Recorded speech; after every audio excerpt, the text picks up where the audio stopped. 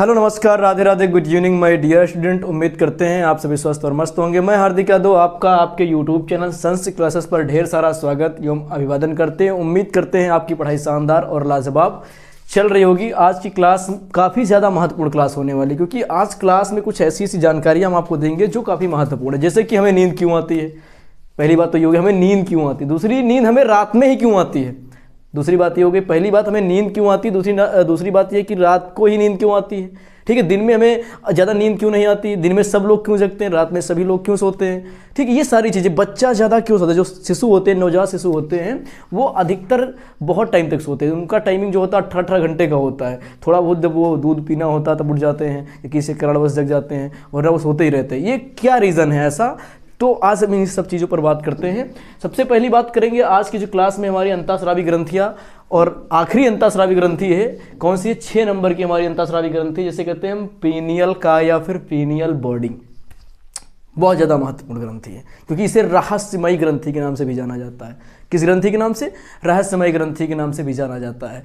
कौन सी ग्रंथि है आपकी? पीनियल काय है। ठीक, अब बात करते हैं, इसको पीनियल बॉडी भी बोलते हैं। और ये अंतःस्रावी ग्रंथियों में सबसे आखिरी वाली, यानी कह सकते हैं अंतःस्रावी ग्रंथियों में 6 नंबर की अंतःस्रावी ग्रंथि होती है। आपको बताया था कि 6 अंतःस्रावी ग्रंथियाँ होती है, और हम सारी अंतःस्रावी ग्रंथियों का लेक्चर कंप्लीट कर चुके हैं। ये आखिरी है। ठीक है, अब बात करते हैं पाई कहाँ जाती है। सबसे पहली बात, अंतःस्रावी ग्रंथि पाई कहाँ पर जाएगी, तो समझो अंतःस्रावी ग्रंथि हमारी कहाँ पर पाई जाती है? मस्तिष्क में पाई जाती है। और मस्तिष्क में कहाँ पर पाई जाती है? तो मस्तिष्क में बेटा आपको थैलेमस मैंने पढ़ाया है, थैलेमस पढ़ाया हो, बहुत बेहतरीन ढंग से पढ़ाया, शानदार तरीके से पढ़ाया है।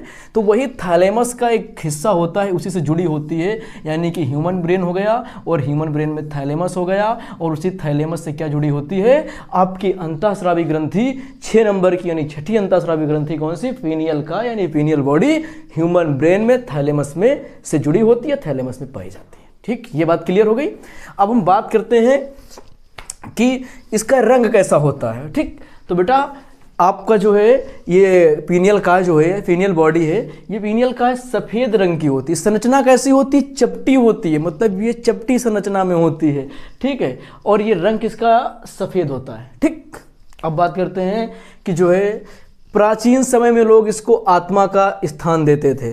ठीक, जो प्राचीन समय के लोग हैं, दार्शनिक अगर बात करें, ठीक है, बहुत समय पहले की बात है, जो दार्शनिक वगैरह होते हैं, उनका मानना था कि जो है आत्मा जो होती है वो इसी चीज़ को आत्मा मानते हैं। किसको? पीनियल काय को। पीनियल काय को या फिर पीनियल बॉडी बोलते हैं, उसको ये लोग आत्मा का दर्जा देते थे कि हमारी शरीर में जो पवित्र आत्मा है वो यही है। कौन?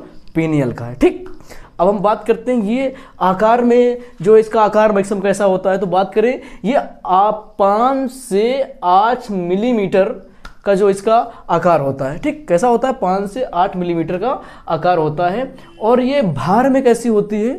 भार में अगर बात करें तो इसका भार होता है 150 मिलीग्राम। इसका भार होता है, कितना भार होता है? 150 मिलीग्राम इसका भार होता है। यानी कि ना इसका आकार ज़्यादा बड़ा होता है और ना ही इसका भार बहुत ज़्यादा होता है। ठीक, अब बात करें कि ये काम कैसे हमारे शरीर में करते हैं। ठीक, तो सबसे बड़ी बात हम कहें कि हमारी जो मैंने 6 ग्रंथियाँ कवर कर चुके हैं, मतलब 6ठी ग्रंथि कवर कर रहे हैं, उनमें से जो 2 ग्रंथियाँ काफ़ी महत्वपूर्ण ग्रंथि थी, ठीक, उनमें से ये दूसरी ग्रंथि जो काफ़ी महत्वपूर्ण है, क्योंकि इसका जो पूरा शेड्यूल हो वो हमारी ह्यूमन बॉडी पर काफ़ी ज़्यादा इफेक्टिव है। ठीक, यानी काफ़ी ज़्यादा प्रभावकारी ग्रंथि है।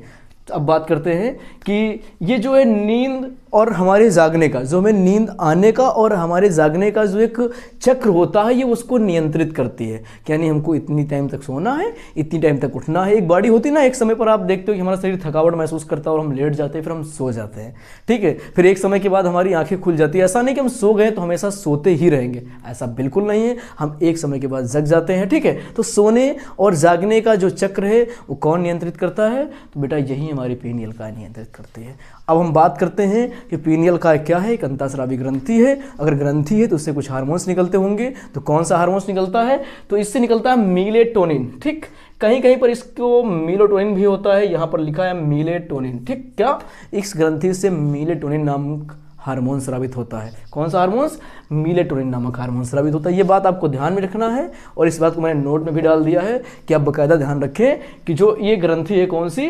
पीनियल काय। इस ग्रंथि से जो हार्मोन्स निकलता है उसको हम क्या बोलते हैं बेटा? मेलेटोनिन नाम से जानते हैं। ठीक, अब बात करते हैं इसका कार्य क्या है मेलेटोनिन का। सबसे बड़ी बात है कि जो ये मेलेटोनिन है, इसको कंपटीशन लेवल में जो बेटा एक नाम दिया गया है अंधेरे का हार्मोन्स। क्या कहा गया है? अंधेरे का हार्मोन्स।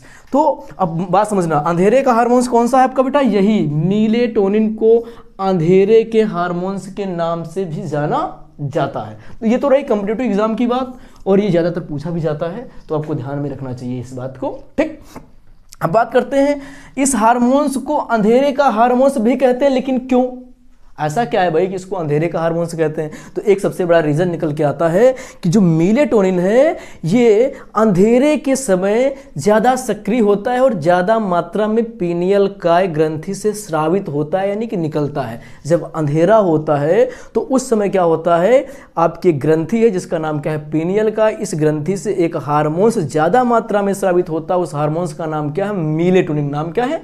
मेलेटोनिन। अब अंधेरे के समय ज़्यादा निकलता है, इसलिए इसको अंधेरे का हार्मोन्स कहा गया है। अब ये अंधेरे के समय निकलेगा तो इसका काम क्या है? ये हमारी नींद को क्या करता है? सक्रिय करता है, यानी कि ये हमें सुलाने का काम करता है। इसलिए जैसे अंधेरा होता है वैसे सबके सब सो जाते हैं। तो यानी आपको आंसर मिल गया होगा कि रात्रि के समय सब लोग क्यों सोते हैं, क्योंकि रात्रि के समय अंधेरा होता है और अंधेरे में पीनियल काय ग्रंथि से मेलेटोनिन नामक हार्मोन स्रावित होता है, जो हमारी नींद के लिए जिम्मेदार होता है और हमको सुला देता है। अब थोड़ा सा आगे चलते हैं, अगर हम बात करें जिनके अंदर क्या होता है कि नींद नहीं आती सही तरीके से, तो उनको दिया जाता है मेलेटोनिन कैप्सूल। आप जानते होंगे मेलेटोनिन कैप्सूल के रूप में भी दिया जाता है।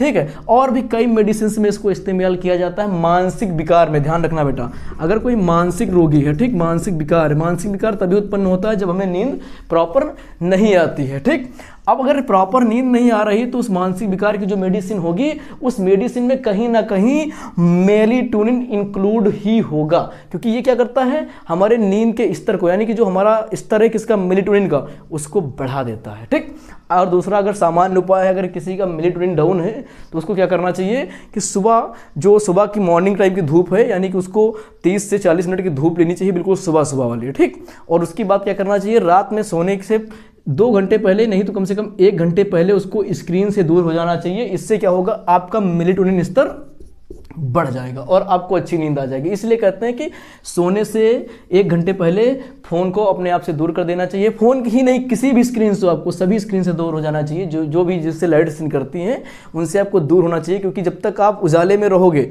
आपकी आंखें उजाले में रहेंगी, तब तक क्या होगा, पीनियल काय ग्रंथि से आपका मेलेटोनिन स्रावित नहीं होगा। इसलिए आपको फ़ोन दूर रख करके आराम से बैठना चाहिए, तो धीरे धीरे आपको नींद आनी शुरू हो जाएगी, क्योंकि आपका मेलेटोनिन स्तर है वो बढ़ जाएगा। ठीक, अब बात करते हैं, दिन के समय में आपके मेलेटोनिन का स्तर कम हो जाता है, इसलिए सारे छोटे छोटे बच्चे भी जग जाते हैं और सभी लोग जग जाते हैं। ठीक, अब ये हार्मोन शरीर को संकेत देता है सोने का समय हो गया है, यानी ये एक क्या बेटा, आपका इंडिकेटर की तरह से क्या काम करता है कि आपका सोने का समय हो चुका है, ये आपको संकेत देता है। कौन हार्मोन्स देता है? यही मेलेटोनिन देता है। अब बात करेंगे कि जो है ये हार्मोन्स छोटे बच्चों में, नवजात शिशुओं में, ठीक है, जो 1 महीने से लगा करके कम से कम 1 साल के बच्चे, 1 साल के टाइम के बीच के बच्चे होते हैं, उनमें क्या होता है, ये हार्मोन्स अधिक सक्रिय होता है। कौन? मेलेटोनिन। इतना सक्रिय होता है कि वो कभी कभी 18 घंटे सोते रहते हैं, बिल्कुल किसी को भी तो सो रहे हैं, जब भी देखो तब सो रहे हैं, क्योंकि उनके अंदर क्या होता है, ये हार्मोन्स काफ़ी मात्रा में स्रावित होता है। अब ज़्यादा मात्रा में स्रावित होने की वजह से बच्चे छोटे वाले सोते रहते हैं, ये भी एक रीजन है। जब आप धीरे धीरे बड़े होते हो तो इसका हार्मोन्स लेवल थोड़ा सा डाउन हो जाता है। अब हम बात करेंगे, बढ़ती उम्र के साथ सक्रियता कम हो जाती है। अगर आपकी उम्र बढ़ रही है लगातार तो क्या होगा, ये हार्मोन्स जो है कम सक्रिय होगा, इसलिए जो लोग बुजुर्ग होते हैं, बूढ़े होते हैं, उनको बहुत कम नींद आती है। तो ये रही बेटा पीनियल काय से जुड़ी हुई बातें। हम आशा करते हैं कि आपको पूरी तरीके से समझ में आया होगा। नोट्स बना लीजिए, पढ़ते रहिए, और मैंने छाहों के छाह आपको अंतःस्रावी ग्रंथियों से स्रावित होने वाले हार्मोन्स बेहतरीन ढंग से पढ़ाया है, पढ़ लीजिए। जय हिंद, जय भारत।